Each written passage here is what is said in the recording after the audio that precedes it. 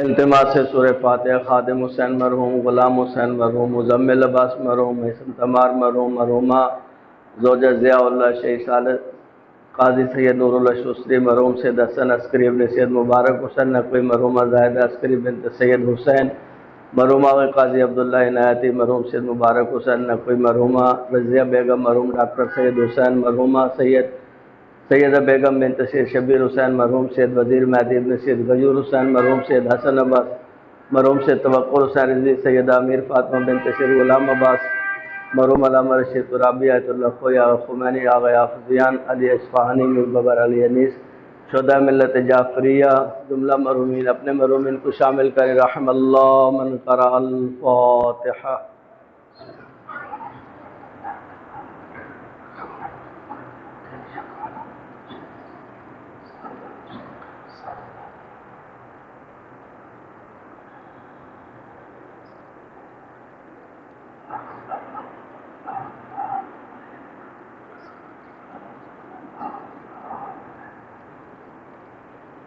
ماشاء اللہ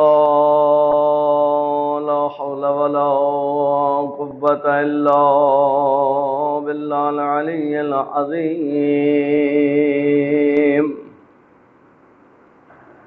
اعوذ باللہ من الشیطان اللعین الرجیم. بسم اللہ الرحمن الرحیم. الحمدللہ رب العالمین باری الخلائق اجمعین ثم الصلاة والسلام علی سیدنا و نبینا وشفیع ذنوبنا وطبیب قلوبنا حبیبنا وحبیب الہ العالمین ابی القاسم محمد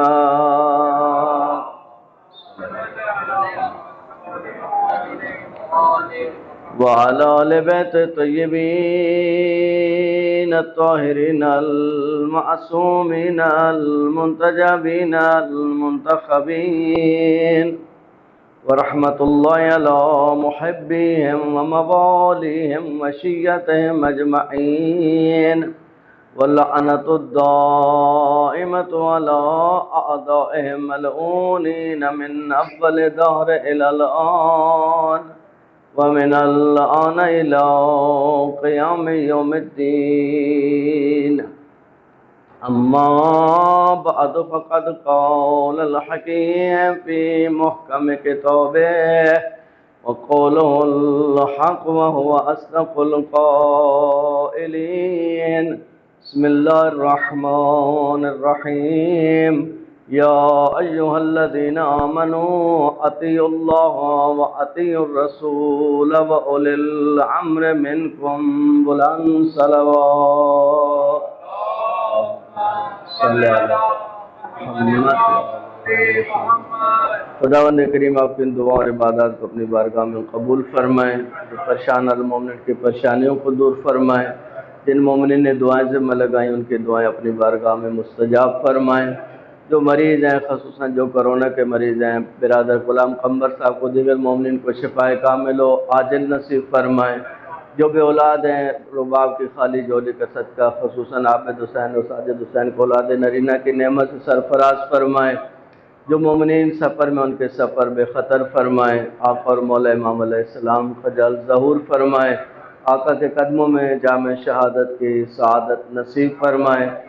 اپنے اعمال کی اپنی دعاؤں کی خصوصاً جن مومنین نے مجالس رکھی افطار لیے سحری کے اہتمام کیے سب کی قبولیت کے لیے مل کر بآواز بلند صلوات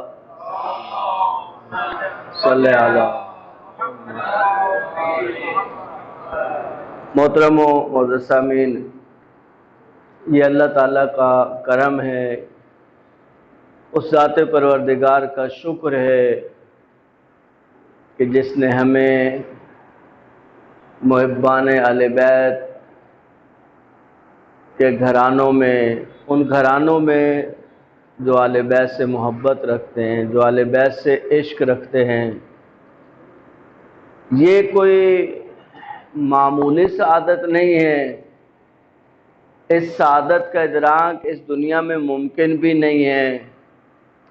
ایک محقق عالم کا جملہ ہے کہ اگر اللہ ہمیں حضرت نوح علیہ السلام جتنی عمر دے اور ہم سجدہ شکر میں رکھ کے گزار دیں کہ اللہ تیرا شکر ہے کہ تو نے ولایت اہل بیت عطا کی ہے، تو بھی شکر ادا نہیں ہوگا۔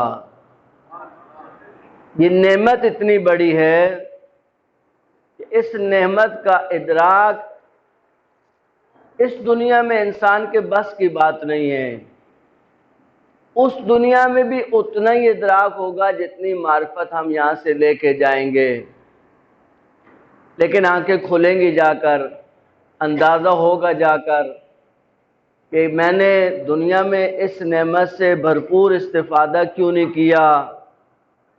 دیکھیں ابھی تک ہم ولایت کے مسئلے میں طفل مکتب بھی نہیں ہیں۔ طفل مکتب تو ہوتا ہے جس کو طفل مکتب کہتے ہیں۔ ولایت کیا چیز ہے، ولایت کی لذت کیا ہے، ولایت کے ساتھ زندگی گزارنے میں انسان کو کیا حاصل ہوتا ہے۔ دیکھیں مختصر دنیا اور آخرت کی سعادتیں اسی ایک کلمے کے اندر ہیں کہ انسان ولایت کے ساتھ جڑ جائے، اپنے آپ کو اہل بیت کے حوالے کر دے۔ مومن کی ایک علامت، عجیب علامت ہے روایات میں، المؤمن کالمیت بین یدی الغسال، مومن میت کی طرح ہوتا ہے، وہ میت جو غسال کے ہاتھوں میں ہوتا ہے۔ مومن میت ہوتا ہے، انسان تعجب کرتا ہے، لیکن روایت کا جملہ ہے اور سمجھایا گیا ہے مومن کالمیت، مومن اس میت کی طرح ہے جو غسال کے ہاتھوں میں ہے۔ دیکھیں اس میں سب کچھ سمجھا دیا گیا ہمیں، اگر ہم سمجھنا چاہیں سب کچھ سمجھا دیا کہ مومن کسے کہو گے، مومن کسے سمجھو گے۔ مومن منہ زور نہیں ہوتا، مومن آزاد خیال نہیں ہوتا، مومن اوباش نہیں ہوتا، مومن عیاش نہیں ہوتا۔ مومن میت کی طرح ہے جو غسال کے ہاتھوں میں۔ کیا مطلب؟ دیکھیں میت غسال کے ہاتھوں میں کیا کرتی ہے؟ جو غسال کرتا ہے، غسال اس کا سر دھونا چاہتا ہے، اس کا سر اٹھاتا ہے تو وہ سر اٹھاتا ہے، غسال اس کو دائیں کروٹ دیتا ہے تو وہ دائیں کروٹ لیتا ہے، غسال اس کو بائیں کروٹ دیتا ہے تو وہ بائیں کروٹ لیتا ہے۔ یعنی غسال جدھر اس کو گھماتا ہے وہ گھومتا جاتا ہے۔ کہا مومن میت کی طرح ہوتا ہے ہمارے سامنے، ہم جس طرف اس کو لے کے چلتے ہیں وہ چلتا چلا جاتا ہے، وہ ہم سے پوچھتا نہیں ہے اور پوچھنا بنتا بھی نہیں ہے۔ دیکھیں اگر عقیدہ عصمت واضح ہو جائے، ہم نے ان ہستیوں کو معصوم مانا ہے۔ معصوم کا کیا مطلب ہے؟ معصوم کا کیا مطلب ہے؟ سادہ مطلب کہ جو گناہ نہیں کرتے ہیں۔ نہیں عزیزو، یہ ابتدائی تعریف ہے، کامل تعریف نہیں ہے۔ معصوم اس کو نہیں کہتے کہ جو گناہ نہیں کرتا، معصوم اس کو کہتے ہیں جو گناہ کا تصور بھی نہیں کرتا۔ ایک ہے گناہ نہ کرنا، یہ کم کمال نہیں ہے، لیکن اس مرتبے پہ کئی لوگ بھی پہنچے، کئی لوگ پہنچے اس مقام پر۔ علامہ نقن کا جملہ ہے،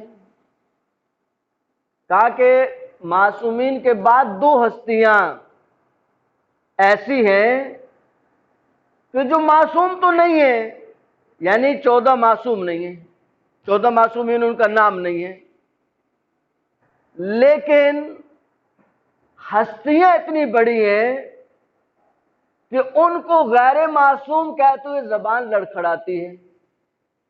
وہ کون ہے؟ حضرت زینب سلام اللہ علیہا اور مولا ابو الفضل عباس۔ علامہ نقل کا جملہ ہے، کہا کہ یہ اتنی بڑی ہستیاں ہیں کہ ہم معصوم اس لیے نہیں کہہ سکتے انہیں کہ یہ منصوص من اللہ جو عصمت کا ہمارا عقیدہ ہے وہ نہیں ہے، لیکن ان سے کوئی خطا بھی ثابت نہیں ہے۔ جن امتحانات سے حضرت زینب گزر گئی ہیں وہ امتحان ایک انسان عادی دے ہی نہیں سکتا ہے۔ کہ ہمارے ایک مشہور پنجاب کے خطیب علامہ اجاز صاحب، ملک اجاز صاحب، بہت پیارا ان کا جملہ ہے۔ وہ فرماتے ہیں کہ اگر مولا امیر نے بی بی زینب کو بچپن میں گود میں بٹھا کے نہیں بتایا ہوتا کہ بیٹا کہاں سے چلنا ہے اور کہاں تک پہنچنا ہے تو یہ سفر بی بی کے لیے عام طور پہ ممکن بھی نہ تھے، لیکن وہ مولا کی تربیت، وہ مولا کے پیغامات، وہ مولا کا حوصلہ، عصمت، جب ہم نے ان کو معصوم مانا کہ ان سے خطا کا امکان نہیں ہے، نہ بولنے میں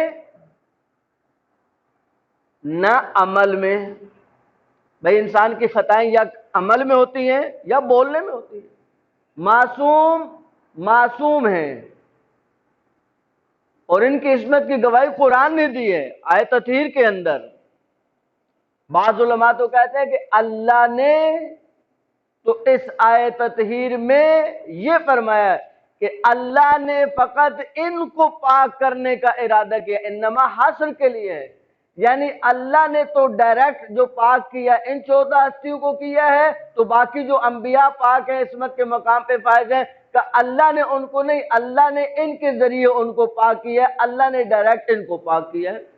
حاصر نہیں بنتا واللہ، حاصر اللہ کہتے ہیں انما، اللہ نے فقط ارادہ کر لیا ان کے لیے کہ ان کو ہر رشت سے دور رکھنا ہے، یعنی جو ان سے دور ہے وہ رشت سے، جو ان سے دور ہے، قرآن کہہ رہے ہیں کہ رشت تو ان کو دور رکھا جائے گا، ان سے کوئی رشت ان کے قریب نہیں آ سکتا ہے۔ جب ہم نے یہ عقیدہ رکھ لیا کہ یہ معصوم ہیں تو پھر معصوم سے سوال تو نہیں بنتا ہے۔ معصوم سے سوال بنتا ہے کہ مولا میں یہ کیوں کروں، مولا میں یہ کیوں کروں، یہ کیوں کہ منطق اسلام میں نہیں ہے، اور خصوصاً ان کے لیے تو بالکل بھی نہیں ہے جو عقیدہ عصمت کو مانتے ہیں۔ عصمت کا مطلب ہے کہ یہ جو کہیں گے وہ صحیح کہیں گے اور جو کریں گے وہ صحیح کریں گے۔ مولا میں یہ کیوں کروں، میں کیوں نہ کروں، ایسا کیوں کروں، ایسا کیوں نہ کروں، یہ کیوں کا کیا مطلب ہے؟ کیوں میں تو ایک اعتراض چھپا ہوتا ہے، وائے، وائے ہو اس وائے پر۔ دیکھیے عقیدہ عصمت اگر سمجھ آ جائے تو زندگی کی بہت سی گتھیاں سلجھ جاتی ہیں، پھر انسان مطیع محض ہو جاتا ہے۔ اس کو معلوم ہے کہ معصوم جو کچھ ہم سے کہہ رہے ہیں اس میں ہماری بھلائی ہے۔ ہمیں سمجھ آئی یا نہیں آئی؟ ہمیں سمجھ آنا کب اعتبار ہوا، ہمارا سمجھنا کب معیار ہوا؟ مجھے یہ سمجھ نہیں آ رہا۔ ہم کو مسئلہ بتاتے ہیں ہمیں تعجب ہوتا ہے۔ توضیح میں کم از کم ایک محتاط اندازے کے مطابق 3-3.5 ہزار مسئلے ہیں۔ میں 31 سال 32 سال کا طالب علم ہوں، میں یقین سے کہہ رہا ہوں میں نے آج تک وہ 3000 مسائل ایک ایک کر کے نہیں پڑھا ہوگا۔ ہم کسی کو مسئلہ بتا کہتے ہیں مولانا ہم نے تو آج تک نہیں سنا ہے، یعنی آپ کا سننا معیار ہے، اگر آپ نے نہیں سننا تو وہ مسئلہ شریعت میں نہیں ہے۔ پھر آپ نے تو بہت کچھ نہیں سنا ہے۔ وسائل الشیعہ کی 20 جلدیں سنی ہیں، بحر الانوار کی 110 جلدیں سن لی ہیں، اصول کافی فروع کافی کی 10-12 جلدیں سن لی ہیں، ہزاروں فرامین مولا کے سن لی ہیں، نہج البلاغہ پوری سن لی ہے، سیف کاملہ پورا سن لیا ہے۔ یہ تو وہ بات ہے کہ جس نے یہ سب کچھ پڑھا ہوا ہے، ان ساری کتابوں کا وہ حافظ ہے، کہتے ہیں یہ میں نے نہیں سنا ہے۔ تو سمجھ میں آتی ہے بات۔ مسئلہ ایک نہیں پڑھا، مسئلہ ایک نہیں سنا، مسئلہ ایک نہیں سمجھا، مولانا عجیب نئے نئے مسئلے بتاتے ہیں آپ. ہاں وہ آپ کے لیے نیا ہے، آپ کے لیے نیا ہے کیونکہ آپ نے سنا نہیں. جو نہیں سنا وہ نیا ہے آپ کے لیے. آپ کے لیے اور میرے لیے بہت ساری شریعت نئی ہے. اور یہی جملہ امام کے ظہور کے لیے بھی ہے کہ جب امام تشریف لائیں گے تو بہت سے لوگ کہیں گے یاتی بدین جدید، یہ تو کوئی نیا دین لے کے آئے ہیں. تو دین سے جب آشنائی نہیں ہوگی، دین کا پتہ نہیں ہوگا. دیکھیں عزیزان، یہ ولادت کے ایام ہوں یا شہادت کے ایام ہوں، یہ کم از کم سبب بنے کہ ہم ایک قدم امام کی طرف بڑھیں، ایک معرفت کا قدم امام کی طرف بڑھائیں، ایک عشق کا قدم امام کی طرف بڑھیں، محبت امام سے بڑھیں، اپنے آپ کو ظہور کے لیے تیار کریں. امیر المومنین کے مجالس سبب بنے، ان کے بیٹے کے ظہور کے لیے انسان اپنے آپ کو آمادہ پائے. آپ میں سے بہت سے سوچے بھی ہم تو مانتے ہیں مولا کو، آمادگی کا کیا مطلب ہے؟ دیکھیں آمادگی بہت مشکل چیز ہے. ایک سوال رکھتا ہوں آپ کے سامنے. امام تشریف لائیں گے،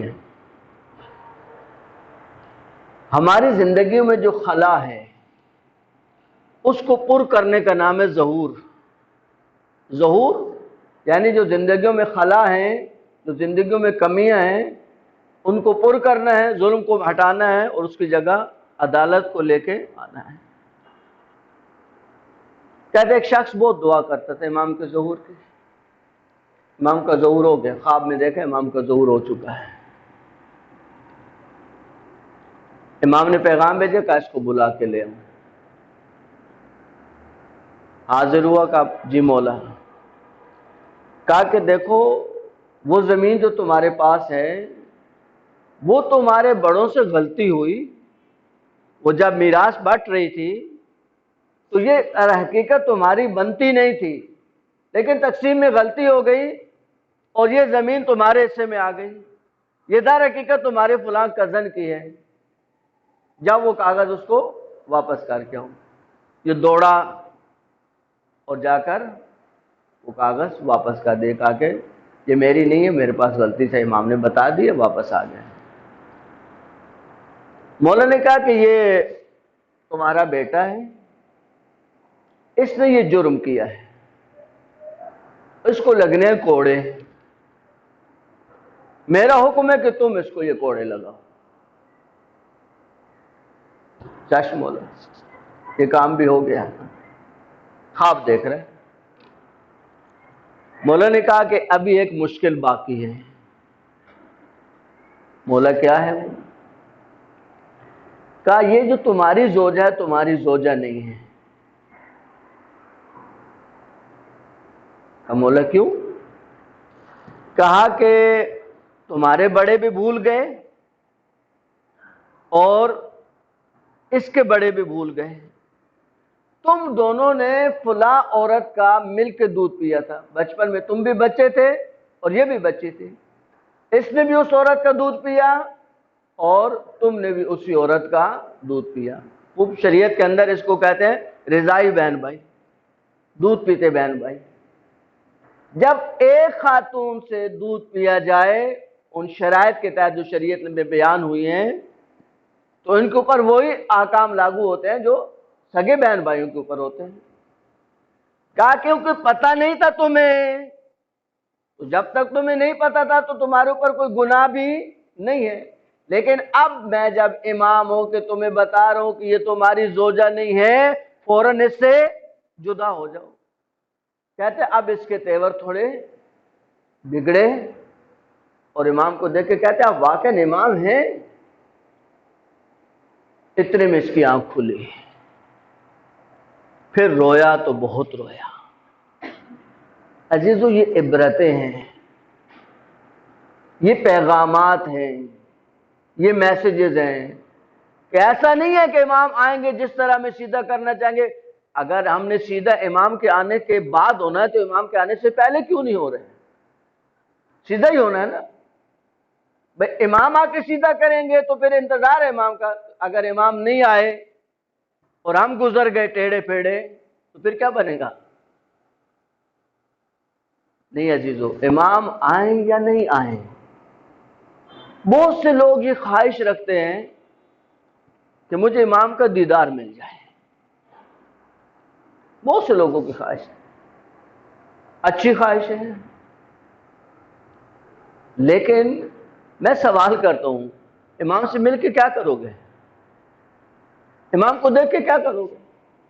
یہ مولانا عجیب سوال ہے، امام کو دیکھ کے کیا کریں گے؟ اتنی بڑی سعادت ہے امام کو دیکھنا، وہ بڑی سعادت ہے، لا شک کا ولا رہے، بہت بڑی سعادت ہے۔ یہ بڑی سعادت ہے کہ تم کوشش کر کے پہنچو اس مقام پہ کہ امام کا دیدار کرو، یا یہ بڑی سعادت ہے کہ امام تمہارے دیدار کا شوق رکھتے ہوں؟ کون سی بڑی سعادت، کون سی بڑی ہے؟ کون سی بڑی سعادت؟ بڑی سعادت یہ ہے کہ امام کو تمہیں دیکھنے کا شوق ہو، امام تمہارا انتظار کریں، امام تم پہ فخر کریں۔ یہ کب ہوتا ہے؟ یہ کب ہوتا ہے کہ انسان بہت اچھی نمازیں پڑھے، لمبے لمبے روزے رکھے؟ نہیں عزیزو، اس کو خود معصوم نے کنڈم کیا، نہیں کہ نماز کو کنڈم کیا، غلط نہیں سمجھیے گا بات کو۔ امام فرماتے ہیں کسی کو پہچاننا ہو تو اس کے کثرت صوم و صلات سے اس کو نہیں پہچانو، کثرت صوم و صلات کسی شخصیت کا معیار نہیں بنتے ہیں۔ اگر کسی کو پہچاننا ہے کہ وہ ہمارے ساتھ کتنا وفادار ہے، ہمارا کتنا محب ہے، اس کے معاملات جا کے دیکھو۔ معاملات میں کیا ہے؟ معاملہ کیسا اس کا دنیا والوں کے ساتھ؟ لین دین کیسے کرتا ہے؟ ڈنڈی تو نہیں مارتا، اپنے کام میں فراڈ تو نہیں کرتا، لوگوں کو دھوکہ تو نہیں دیتا، ڈپٹی بھی پورا ٹائم رہتا یا نہیں رہتا، کام میں سستی تو نہیں کرتا، جو اس کے ذمہ لگائے گا وہ کر کے حلال کھاتا ہے یا سستیاں کر کے؟ بھئی اگر آپ کا ایک ایگریمنٹ ہے، آپ کا ایک ایگریمنٹ ہے، آپ کو کہا گیا کہ آپ آفس میں اتنے بجے سے اتنے بجے تک حاضر ہیں، بھئی یہ پہلے تو لوگ کر لیتے تھے، اب تو مالک بھی سمجھدار ہو کہ وہ کیا کرتے ہیں، وہ کیمرے لگا کے رکھتے ہیں۔ وہ لندن میں بیٹھا ہوا ہے، وہ کیمرہ لگا کے بیٹھا ہے، وہاں پہ دیکھتا ہے کہ کون کتنے بجے پہنچا، کتنے بجے جا رہا ہے۔ یہ کیوں پیش آیا واقعہ؟ یہ ایسا کیوں ہوا کہ انسان انسانوں پہ کیمرے لگا کے بیٹھا؟ عزیزان، یہ مجلس ہے مولا متقیان کی، مولا متقیان، جو ایمان کے اس مرحلے پر ہے کہ جس کو انسان تصور بھی نہیں کر سکتا ہے۔ عزیزان گرامی، انسان کو برائیوں سے جو چیز مسلسل روک سکتی ہے وہ فقط اور فقط ایمان کی طاقت ہے۔ آپ کو باہر آفس روڈ پر تو ممکن ہے پولیس کا ڈر ہو، کیمروں کا ڈر ہو، لوگوں کا ڈر ہو، لیکن خلوت میں آپ کو گناہ سے کون بچائے گا؟ بند کمروں میں گناہ سے کون بچائے گا؟ سوائے اس ذات پر ایمان کے، سوائے اللہ کی ذات پر عقیدے کے۔ یہ ہے وہ عقیدہ جس کے بارے میں مولا امیر علیہ السلام نے فرمایا کہ میں علی جس طرف دیکھتا ہوں، صلوات بھیجئے امام کے ذات صلی اللہ علیہ وسلم، میں علی جدھر نگاہ اٹھاتا ہوں، میں آگے دیکھوں، میں پیچھے دیکھوں، میں دائیں دیکھوں، میں بائیں دیکھوں، میں اوپر دیکھوں، میں نیچے دیکھوں، علی کی نگاہیں جس طرف اٹھتی ہیں علی کو اللہ ہی نظر آتا ہے، اللہ ہی نظر آتا ہے۔ جب اللہ ہر وقت نگاہوں میں ہے، اللہ ہر وقت نگاہوں میں، کہتے ہیں نا کیمرے کی آنکھ آپ کو دیکھ رہی ہے تو انسان تھوڑا کیا ہو جاتا ہے؟ محتاط ہو جاتا ہے۔ کیمرے کی آنکھ دیکھ رہی ہے۔ آیت اللہ طباطبائی صاحب تفسیر میزان، ان کے شاگرد شہید مطہری ہوں، حسن زادہ عاملی ہوں، جوادی عاملی ہوں، جو بھی ان کے برجستہ شاگرد ہیں، وہ کہتے ہیں جب بھی ہم اس عالم ربانی کی خدمت میں گئے اور خواہش کی کہ قبلہ کوئی نصیحت کریں، کوئی درس اخلاق دیں، کوئی موعظہ کریں، کہ جب بھی ہم گئے، جب بھی گئے وہ فقط قرآن کی ایک آیت پڑھتے تھے۔ جب بھی ہم نے نصیحت کا تقاضا کیا وہ فقط ایک قرآن کی آیت پڑھ کے خاموش ہو جاتے تھے۔ الم یعلم بان اللہ یری، کیا تجھے اس بات کا علم نہیں ہے کہ تجھے اللہ دیکھ رہا ہے؟ عزیزو، یہ عقیدہ اور کسی کو سمجھ آئے یا نہ آئے، وہ ذات جن کی مجلسوں میں ہم بیٹھے ہیں، جتنا اس عقیدے خدا کو مولا علی نے جلا بخشی ہے، جتنا مولا علی نے اس عقیدے کو واضح کیا ہے، خدا کے دیدار کو مولا نے تو یہاں تک کہا، کسی نے پوچھا ہے علی جس رب کی اتنی عبادت کرتے ہیں کبھی اس رب کو دیکھا ہے؟ مولا نے فرمایا لم اعبد ربا لم ارا، میں علی نے آج تک اس رب کی عبادت کی نہیں جس کو دیکھا نہ ہو، میں اس رب کے سامنے جھکا ہی نہیں جسے میں نے دیکھا نہیں۔ عزیزو، ان ظاہری آنکھوں سے نہ میں دیکھ سکتا ہوں نہ مولا علی دیکھ سکتے ہیں، ان آنکھوں میں اللہ نہیں سمانے والا ہے، لیکن دل کی آنکھ جب کھل جاتی ہے، جب اس میں بصیرت آ جاتی ہے، مولا فرماتے ہیں بصیرت کی آنکھ سے، مولا حسین کا جملہ کائنات قربان کرے مولا کس جملے پر انسان، مولا فرماتے ہیں اللہ اندھی ہو وہ آنکھ جو تجھے نہ دیکھ سکے، وہ آنکھ اندھی ہو جائے، تو کہاں ہے جو نظر نہیں آتا۔ آپ کبھی دعائے عرفہ کو، ابھی اس کی بہت اچھی شرح بھی محمد علی سید نے لکھی ہے، پڑھیے، بہت پیاری کتاب ہے دعائے عرفہ کے اوپر، بہت پیاری کتاب ہے، عرفان دعائے عرفہ کے طرح اس نام سے ہے، پڑھیے اس کو، کبھی ٹائم نکال کے پڑھیے۔ دعائے عرفہ کا جملہ ہے، مفہوم اس کا یہ ہے کہ لوگ مخلوق سے خالق تک پہنچتے ہیں۔ لوگ کیا کہتے ہیں کہ یہ مخلوق دلیل ہے ان کا کوئی خالق ہے، بھئی یہ مخلوق ہے تو یقیناً خالق ہے، تو اب یہ مخلوق ہے۔ مولا حسین فرماتے ہیں یہ عام لوگوں کی توحید ہے، وہ پہنچتے ہیں مخلوق سے خالق کی طرف، ہم خالق سے مخلوق کی طرف آئے۔ مولا فرماتے ہیں اللہ تو ہے تو مخلوق ہے، نہیں ہے کہ مخلوق ہے تو تو ہے، یہ بہت فرق ہے کہ آپ مخلوق سے خالق تک پہنچیں یا خالق سے مخلوق کی طرف آئیں۔ مخلوق کا ہونا ضروری نہیں ہے کہ خالق ہے، خالق ہوگا تو مخلوق یقیناً ہوگی۔ مخلوق سے خالق کی طرف آنا یہ اہل بیت کی توحید ہے۔ اہل بیت کی توحید کیا ہے؟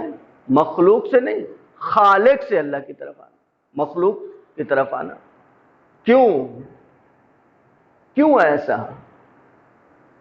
امام سجاد کا ایک جملہ ہے، ایک جملہ، صلوات بھیجیں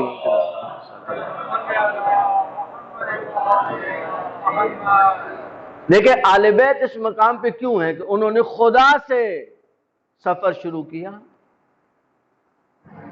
اور وہ مخلوق کی طرف پہنچے، اس لیے کہ جب اللہ نے ان کو خلق کیا تو ان کے علاوہ اور اللہ کے علاوہ کوئی تھا ہی نہیں، وہ کس کے ذریعے اللہ کو پہچانتے ہیں؟ ہم تو مخلوق سے پہنچے خالق کی طرف، لیکن وہ ہے اور اللہ ہے۔ امام فرماتے ہیں بے کا عرف تک، اے اللہ ہم نے تجھ سے ہی تجھ کو پہچانا ہے، اور تو کوئی ہے نہیں، بے کا عرف تک، تیرے وجود سے ہی تجھ کو پہچانا ہے، تیرا وجود اتنا ظاہر ہے کہ کسی آنکھ پہ مخفی نہیں رہ سکتا ہے۔ امیر المومنین کی نہج البلاغہ یہ کتاب موجود ہے یہاں پر، اور ہمارے محترم مولانا مقبول علوی صاحب حجت الاسلام والمسلمین، انہوں نے اس کتاب پہ اس حوالے سے محنت کی ہے کہ بہت کام کیا ہے اس کے اندر، جو کہیں ترجمے میں کہیں کوئی کمی رہ گئی تھی مفتی جعفر صاحب کے قلم سے، اس کو پورا کیا ہے، پھر اس کی اچھی پروف ریڈنگ کرائی ہے، بہت اچھے پیپر میں اس کو چھاپا ہے۔ یعنی دیکھیں کتاب جتنی अच्छे फॉन्ट में होती है, जितने अच्छे कागज में होते हैं, पढ़ने को भी इंसान को दिल चाहता है, उसको बाज किताब खोलते ही दिल करता है इसको बंद कर दो, इतना रद्दी कागज लगाते हैं, इतना रफ कागज लगाते हैं। तो इस हवाले से भी उन्होंने मेहनत की है और वैसे भी उसके ऊपर बहुत काम उन्होंने किया है। तो देखिए, हम जिंदगी में बहुत पैसे खर्च करते हैं, इधर उधर फजूलियात बहुत होती हैं, तो नहजुल बलागा साफ सुथरी हर मोमिन के घर में जीनत, सिर्फ उसको लाइब्रेरी की नहीं बनाइएगा, कल्ब की जीनत बनाइएगा। सलवात भेजे आले बैत अलैहिम।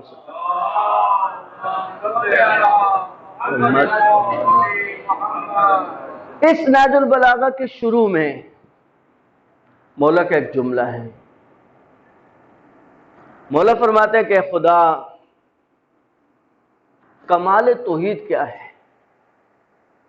कमाल तौहीद क्या है? का कमाल तौहीद यह कि सिफात की नफी कर दे, नफी उस सिफात अन, उससे सिफात की नफी कर दें। तौहीद का कमाल क्या है? नफी उस सिफात अन, अल्लाह से सिफात की नफी करें। क्या मतलब? अल्लाह की कोई सिफत नहीं है। मौला खुद फरमाते हैं कि हर सिफत शाहिद है कि वो अपने मौसूफ का गैर है। अब ये थोड़ा टेक्निकल मसला है, टेक्निकल जबान है बच्चों के लिए खुसूसन। मौला क्या कहना चाहते हैं? तो देखें, मैं और आप जब दुनिया में आते हैं तो कुरान कहता है कि जब तुम्हें माँ के शिकम से निकाला जाता है तो तुम्हें किसी चीज का इल्म नहीं होता। ला तालमून शैअ, बिल्कुल वाइट पेपर की तरह आप दुनिया में आते हैं। अलबत्ता आम इंसान, आम जैसे इंसान। अमीरुल मोमिनीन तो जब जमीन पे कदम रखा तो कलमा पढ़ा, अल्लाह की वहदानियत की गवाही दी। ये आम इंसानों की बात हो रही है, बाकी अंबिया और आइमा तो इस आयत में शामिल नहीं है। कहा कि तुम जब दुनिया में आते हो तो वाइट पेपर की तरह साफ और कुछ भी नहीं उसके ऊपर। जब बच्चा पैदा होता है तो किसी को पता होता है कि ये मौलाना बनेगा, किसी को पता होता है ये डॉक्टर बनेगा, किसी को पता होता है ये इंजीनियर बनेगा। अब बच्चा पैदा हुआ, बड़ा हुआ, मेहनत की, पढ़ा, पढ़ते पढ़ते वो डॉक्टर बन गया। एक वक्त था कि ये इंसान तो था लेकिन डॉक्टर नहीं था। ये डॉक्टरी की सिफत इसके साथ लगी हुई नहीं थी। अब इसने मेहनत की और डॉक्टर बन गया। एक वक्त था कि ये मौलाना नहीं था, ये आलिम नहीं था, गया हौज़ों में पढ़ा, नजफ पढ़ा, कुम पढ़ा, पढ़ते पढ़ते मुज्तहिद बन गया, आलिम बन गया। एक वक्त था कि ये था लेकिन ये आलिम नहीं था। इसी तरीके से इंजीनियर है, बाकी जो भी सिफात है। मौला फरमाते देखो, इंसानों में एक वक्त आता है कि वो सिफत अलग होती है और मौसूफ अलग होता है। फिर एक वक्त आता है कि वो सिफत और मौसूफ इकट्ठे हो जाते हैं। अब आप डॉक्टर को उसके वजूद से अलग करके तो नहीं दिखा सकते कि ये साहब है और ये डॉक्टर है, नहीं, वो एक ही चीज है। लेकिन इनमें दोयत का तसव्वुर मुमकिन है। हम देख चुके हैं, ये एक वक्त था कि ये डॉक्टर थे लेकिन नहीं थे और अब डॉक्टर हैं। एक वक्त था कि एक मसला नहीं आता था, अब बड़े मौलाना बन गए हैं। इन दोनों चीजों को आप देख चुके हैं। मौला फरमाते खुदा से सिफात की नफी करें। ऐसा नहीं है कि खुदा तो था, उसका इल्म अलग था और उसकी जात अलग थी। खुदा के बारे में यह तसव्वुर नहीं हो सकता कि उसकी जात अलग है और उसकी हिकमत अलग है। नफी और सिफात, यानी खुदा से सिफात की नफी करें, यानी उसकी साथ ऐने सिफत है और उसकी सिफात ऐने जात है। नफी और सिफात यानी तौहीद का कमाल जी है कि उससे सिफात की नफी की जाए। अजीजों बताओ, ये तौहीद का तसव्वुर सिवाय अमीरुल मोमिनीन अली इब्न अबी तालिब के कौन दे सकता है?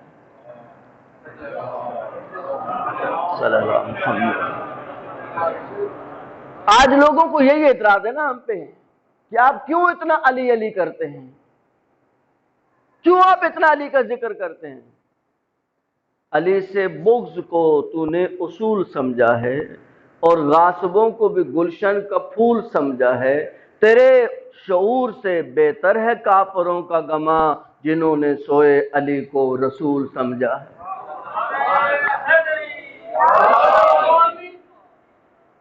अली का जिक्र क्या चीज है?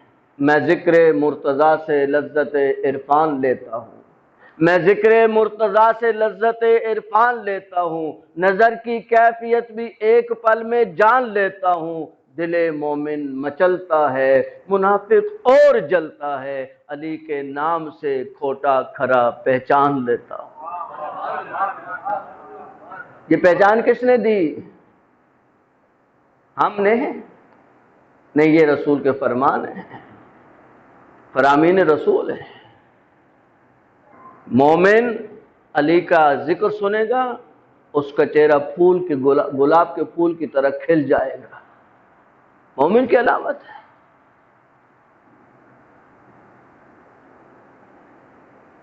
ایک اہل سنت کے بڑے عالم ہیں خارزمی، انہوں نے کتاب لکھی مناقب فضائل کی، مناقب خارزمی کے نام سے وہ کتاب مشہور ہے۔ انہوں نے ایک روایت لائی اپنی کتاب میں، کہا کہ پیغمبر گرامی کا حضرت محمد مصطفیٰ صلی اللہ علیہ وآلہ وسلم معراج پہ تشریف لے گئے۔ اب معراج کی جزیات اور معراج کے واقعات کو فی الحال ذکر نہیں کرنا۔ جب معراج سے پیغمبر واپس تشریف لائے تو اصحاب نے پیغمبر کو گھیرے میں لیا اور کہا کہ اے اللہ کے حبیب، اتنا تو ہمیں کنفرم ہے کہ جب آپ معراج پہ تشریف لے گئے تو یقیناً آپ اور اللہ کے درمیان گفتگو ہوئی، لیکن یہ بھی ہم جانتے ہیں اور صحیح العقیدہ مسلمان ہیں کہ اللہ ایسے نہیں بولتا جیسے میں اور آپ بولتے ہیں، اللہ کی زبان تو نہیں ہے۔ یہ بھی کنفرم ہے کہ اللہ کی زبان نہیں ہے، یہ بھی کنفرم ہے کہ اللہ نے آپ کے ساتھ گفتگو کی ہے۔ تو یا رسول اللہ بِأَيِّ لَہْجَةٍ خَاطَبَكَ اللہ، اللہ نے آپ کو کس لہجے سے مخاطب کیا؟ کوئی لہجہ تو اپنایا اللہ نے؟ اللہ تو جس سے چاہے گفتگو کروا سکتا ہے۔ اللہ کے رسول نے فرمایا اللہ نے مجھ سے خطاب کیا، خاطبنی اللہ بلہجت علی ابن ابی طالب،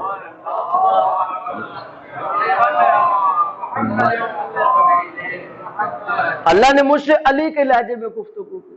عزیزو، جملے جملے پہ غور کیجئے گا، کلمے کلمے پہ غور کیجئے گا، حرف حرف پہ غور کیجئے گا۔ اگر اللہ کے رسول فقط اتنا فرما دیتے کہ خاطبنی اللہ بلہجت علی، تو بات تو سمجھ آ جاتی کہ اللہ نے علی کے لہجے میں گفتگو کی ہے، لیکن اللہ کے رسول نے فقط اتنا نہیں کہا کہ اللہ نے مجھ سے علی کے لہجے میں گفتگو کی، فرمایا اللہ نے مجھ سے خطاب کیا، خاطبنی اللہ بلہجت علی ابن ابی طالب، علی کے وہ علی کا وہ علی جس کا باپ ابو طالب ہے، ابو طالب کے بیٹے علی۔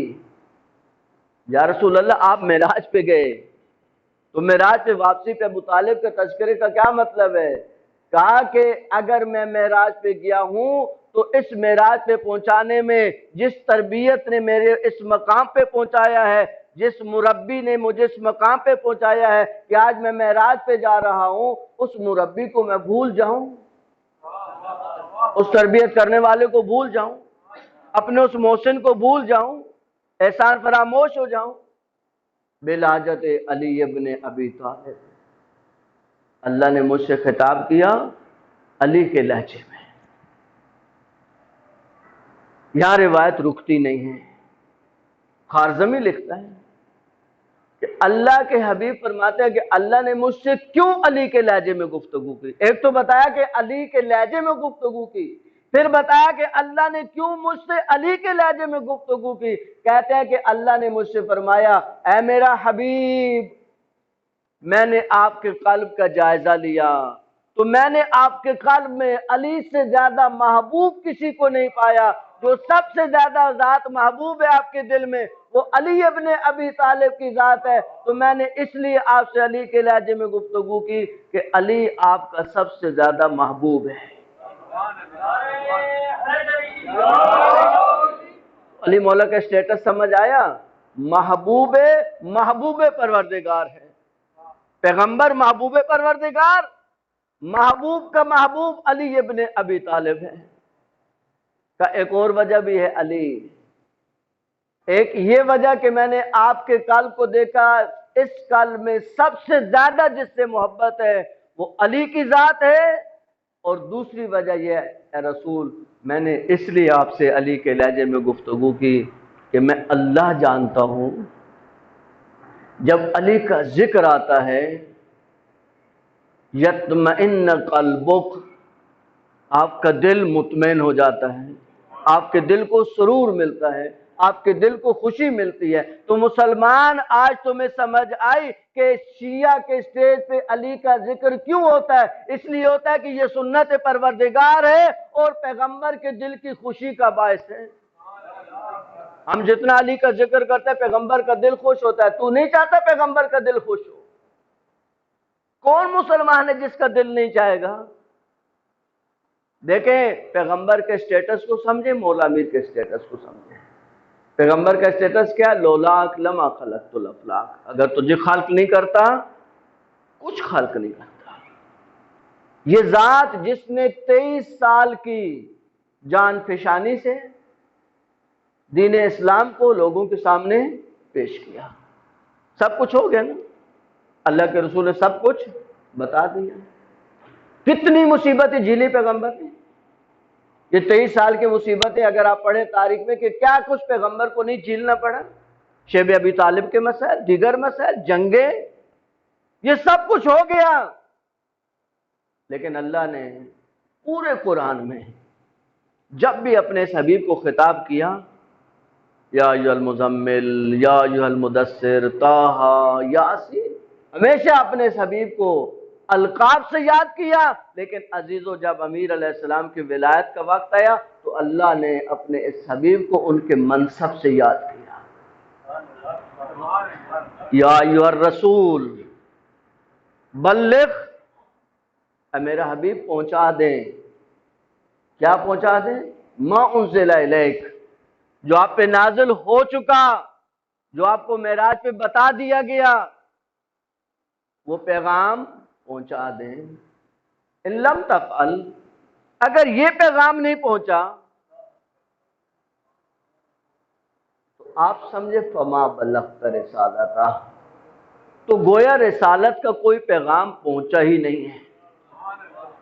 یعنی اگر علی کی ولایت کا اعلان نہیں ہوتا ہے تو سمجھے کہ رسالت کو کوئی کام نہیں ہوا، یعنی رسالت کے سارے کام ایک طرف ہیں اور علی مولا کی ولایت کا اعلان ایک طرف ہے۔ یہ قرآن پڑھ رہا ہوں، کوئی روایت نہیں پڑھ رہا ہوں، قرآن کی صریح آیت ہے اور آیات جلالیہ میں سے ہے جس میں اللہ اپنے پورے جلال کے ساتھ خطاب کرتا ہے، یا ایھا الرسول بلغ ما انزل الیک من ربک فإن لم تفعل فما بلغت رسالتہ، اور اگر یہ کام نہیں ہو تو گویا رسالت کا کوئی کام نہیں ہوا۔ پھر اللہ ایک گارنٹی دیتا ہے پیغمبر کو، آپ یہ کام کریے، اطمینان کے ساتھ کریے، ہم نے فل سیکورٹی کے انتظام کر دیے ہیں۔ قرآن کی آیت کا یہ مفہوم، واللہ یعصمک من الناس، اللہ آپ کو لوگوں کے شر سے بچائے گا۔ یا اللہ یہ تو سارے حاجی ہیں، یہ تو ابھی تیرے گھر سے واپس آ رہے ہیں، یہ سارے عاشقان رسول ہیں جنہوں نے رسول کے ساتھ حج کیا۔ اللہ فرما رہے نہیں، ان میں کچھ شریر ہیں جو پیغمبر کو نقصان پہنچانے کا ارادہ رکھتے ہیں، لیکن اے میرے حبیب یہ کام کر دیجئے، ہم نے فل پروف آپ کی سیکورٹی کا انتظام کر دیا، کوئی آپ کو گزند نہیں پہنچا سکے گا۔ آج تک مسلمان ہمارے ساتھ اسی بات پہ لڑا کہ درست ہے پیغمبر نے اعلان کیا وہاں پر من کنت مولا فاز علی مولا، لیکن مولا کا معنی وہ نہیں ہے جو آپ کرتے ہیں، تو کیا معنی ہے پھر؟ آپ بتا دیجئے، ہم تو مولا کو مولا ہی سمجھتے ہیں، آپ رسول کو کیا سمجھتے ہیں؟ آپ کیا رسول کا کیا اسٹیٹس ہے؟ آپ رسول کو مولا نہیں مانتے، رسول کو دوست مانتے ہیں۔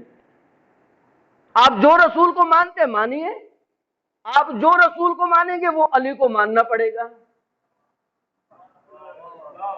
آپ جو رسول کو مانیں گے وہ علی کو ماننا پڑے گا، کیونکہ من کنت مولا، آپ جو بھی مولا کا معنی کریں گے، رسول کو جو اسٹیٹس دیں گے وہ رسول کو بعد علی کو دینا پڑے گا۔ آپ رسول کو اپنا حاکم مانتے یا نہیں مانتے؟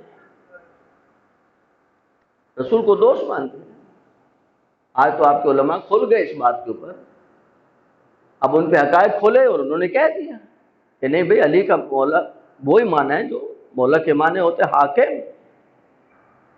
تو یہاں تو نعمان فاری اس مسئلے کو حل کر کے چلا گیا، واصل جہنم تو ہوا لیکن بڑا مسئلہ حل کر کے گیا۔ جب پیغمبر نے اعلان کر دیا اس نے کہا یا رسول اللہ یہ آپ نے کام کیا اپنی مرضی سے یا اللہ کی مرضی سے؟ یعنی آپ نے علی کو ہمارے کو حاکم بنایا، یہ آپ کا فیصلہ ہے یا اللہ کا فیصلہ ہے؟ اگر آپ کا فیصلہ ہے تو ہم نہیں مانیں گے، اللہ کا فیصلہ ہے تو بتائیے۔ اور اگر یہ اللہ کا فیصلہ ہے تو میرے اوپر آسمان سے عذاب نازل ہو۔ کہتے ہیں من السماء کا کلمہ اس نے استعمال کیا، ابھی سما کی الف ختم نہیں ہوئی تھی، ایک پتھر جو ہوا سے نمودار ہوا اور اس جہنمی کو واصل جہنم کر دیا۔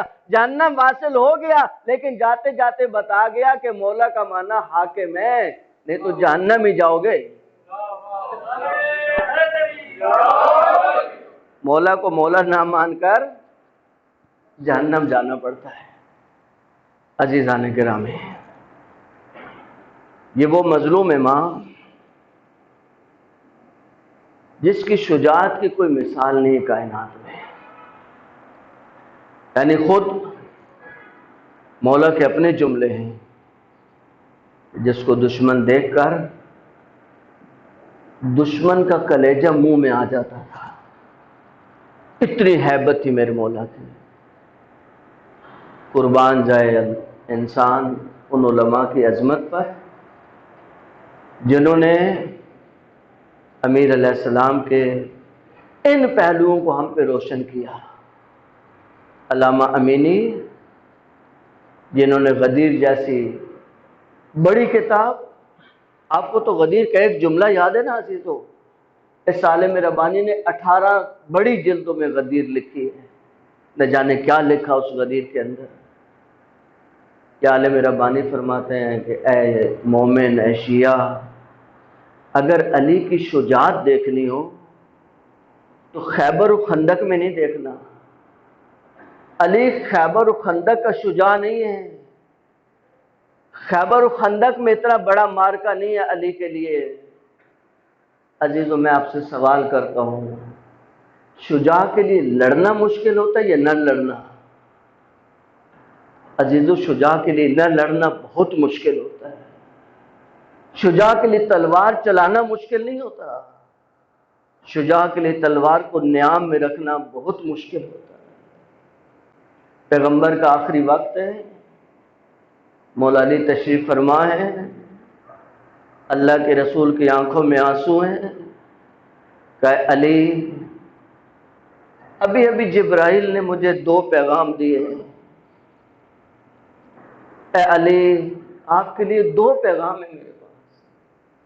کہ یا رسول اللہ فرمائیے کہ علی پہلا پیغام یہ ہے کہ میرے بعد آپ کا یہ منصب آپ سے چھین لیا جائے گا، اے علی آپ کو اس پہ صبر کرنا ہے۔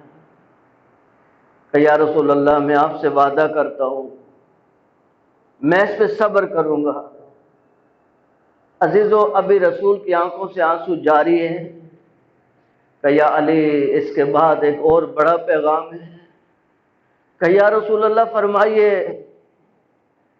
کہ یا علی تیری آنکھوں کے سامنے میری بیٹی پہ ظلم ہوگا، اے علی آپ کو برداشت کرنا ہے۔ کہ جب پیغمبر نے یہ جملہ فرمایا، روایت کرتے ہیں غشی علی، علی پہ غش طاری ہو گیا۔ عزیزو علی خیبر و خندق کا شجاع نہیں ہے، عزیزو وہاں شجاعت دکھانا مسئلہ نہیں تھا، لیکن زہرا پہ گرتا دروازہ دیکھ کر اپنی تلوار کو نیام میں رکھنا، عزیزو یہ علی کا سب سے بڑا امتحان ہے۔ علی کا اس کائنات میں اللہ نے جو سب سے بڑا امتحان دیا عزیزو وہ یہ امتحان ہے کہ دروازہ زہرا پہ گرے اور علی جیسا بہادر انسان اپنی آنکھوں کے سامنے اس منظر کو دیکھے۔ عزیزو ہم قم میں پڑھتے تھے، ایک عالم ربانی نے اس مسائب کو سمجھانے کے لیے ہمیں ایک جملہ کہا. ہم قبلہ کے درس میں بیٹھے تھے، مجھے اچھی طرح یاد ہے. میں ایک عالم ربانی اب تو دنیا میں نہیں، اللہ ان کے درجات بلند کرے، فاطمیہ کے ایام سے کہنے لگے بیٹا یہ بتاؤ ابھی درس ختم ہوگا تو کہاں جاؤ گے؟ سب درسوں کے بعد اپنے گھروں کو جاتے تھے. کہا قبلہ صاحب اپنے گھروں کو جائیں گے. کہا بیٹا تم گھر پہنچو، تمہاری زوجہ پریشان حال دروازے پہ کھڑی ہو اور وہ تم سے کہے کہ فلاں محلے کے فلاں اوباش نے میرے ساتھ بدتمیزی کی ہے، کیا برداشت کر لو گے؟ کہا سب کی آنکھوں میں خون اتر آیا. کہا نہیں قبلہ برداشت نہیں ہوگا. کہا تم گھر پہنچے، تم نے دیکھا نہیں، تم نے صرف سنا، تمہاری آنکھوں میں خون اتر آیا. کہا اس علی کو سلام کرو جو علی گھر کے اندر موجود تھا. اس علی کی عظمت کو سمجھو، اس علی کی آزمائش کو سمجھو، اس علی کے امتحان کو سمجھو. اس مولا کی غربت کے چند جملے: السلام علیک یا ابا عبداللہ وعلى الأرواح التي حلت بنوم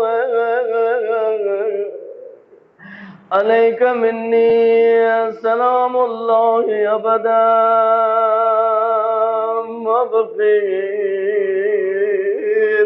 بقي الليل والنهار ولا جعله الله آخر العهد مني لزيارتكم.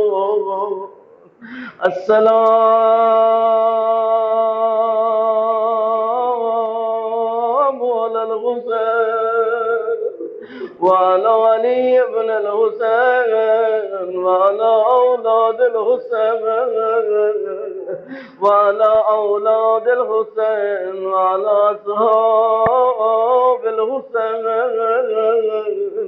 اے عزیزوں، بی بی ام کلثوم فرماتی ہے میرا بابا جب افطار کر چکا پھر میرے بابا نے نافلہ شب شروع کیے، رات کی نمازیں پڑھتے رہے.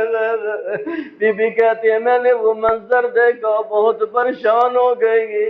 جب میرے بابا نے کہا انا للہ و انا الیہ راجعون، اے عزیزوں، بی بی کہتے ہیں میرے بابا نے مسجد جانے کی تیاری کی.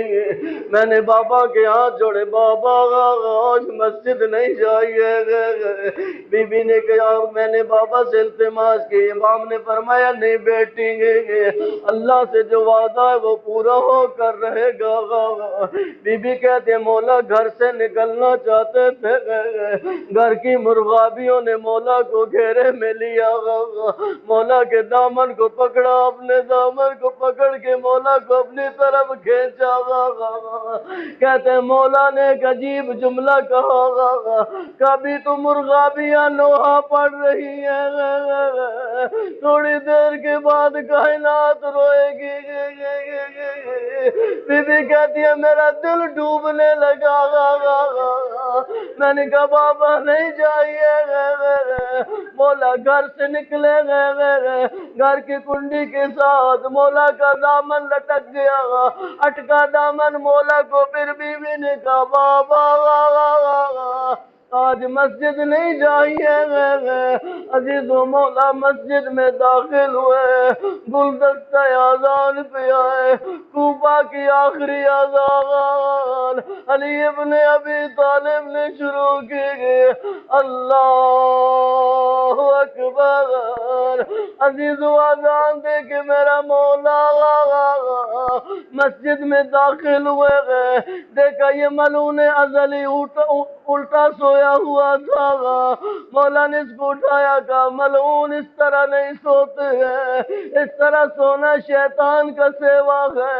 یہ عجیب ہادی امام ہے جو اپنے آخری وقت میں بھی دشمن کو ہدایت کر رہا ہے. عزیزوں نماز کا سلسلہ شروع ہوا، پھر جبرائیل کی وہ آواز سنی گئی، الا قد قتل علی بن ابی طالب تہدمت واللہ ارکان الہدی.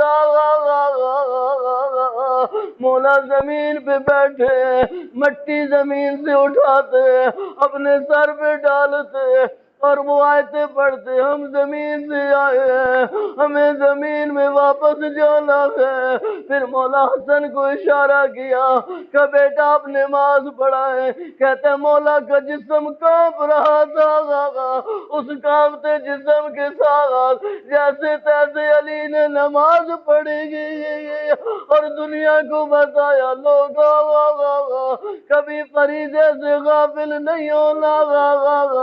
پھر مولا حسن نے اٹھایا مولا حسین نے اٹھایا. کہتے مولا حسن کی آنسو بہ رہے تھے بابا کے چہرے پہ گرے مولا کی آنکھیں کھلی کا بیٹا حسن اتنا گریا کر رہے ہیں. مولا حسن کو صبر کی وصیت کی.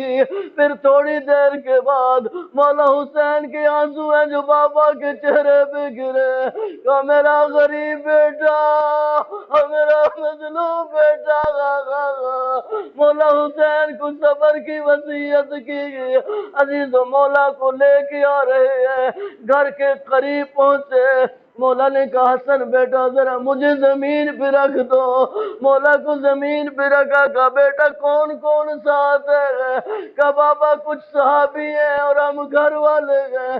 کہا میرے دوستوں سے کہو اپنے گھروں کو چلے جائیں گے مجھ علی کی طرف سے ان کا شکریہ ادا کرے گے.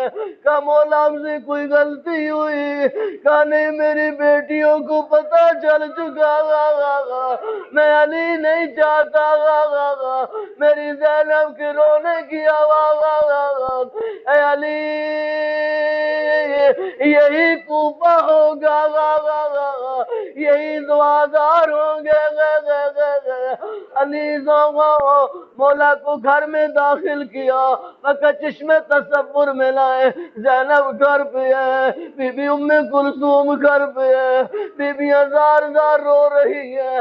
کہتا جب مولا کا سامنا ہوا وہ مولا جو حسن کو صبر کی وصیت کر رہے تھے وہ مولا جو حسین کو صبر کی وصیت کر رہے تھے لیکن جب بیٹیوں کو روتے دیکھا کہتے علی کی چیخیں بلند ہو گئی. علی مولا نے خود رونا شروع کیا. عزیز و بیٹیوں کے رشتے بڑے نازک ہوتے گئے. میں کہتا ہوں علی آپ سے زینب کا رونا نہیں دیکھا گیا لیکن وہ شام کے دربار وہ کوفہ کے بازار